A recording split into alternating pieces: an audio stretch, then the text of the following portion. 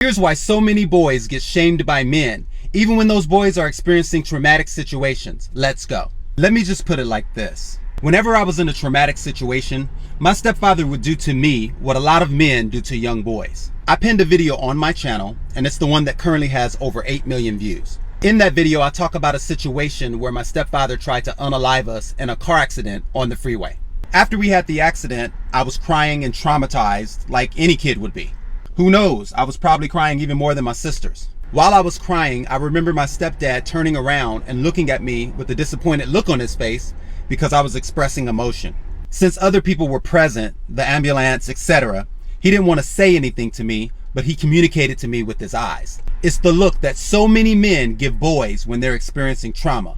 The facial expression that says, come on, man. That's a lot of men's way of implying that a boy is behaving like a girl. So many men shame boys for crying, even in situations that warrant the boy to howl at the moon from his soul. Rather than focusing on how he feels about the traumatic event, the boy will become focused on not looking like a girl during trauma. But why do men shame boys for crying, even in traumatic situations? For many men, traumatic situations are a way to test a boy's manhood. Now, why is that? Because traumatic situations are supposed to make you cry. So, we're supposed to hide that emotion to prove that we are a man.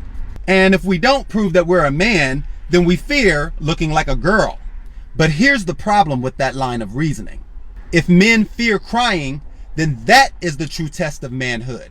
Because men don't fear looking like a man. So if you can cry and still have all the confidence in the world that crying didn't make your masculinity disappear, then that is more of a test of one's manhood than pretending that he doesn't feel anything. Period.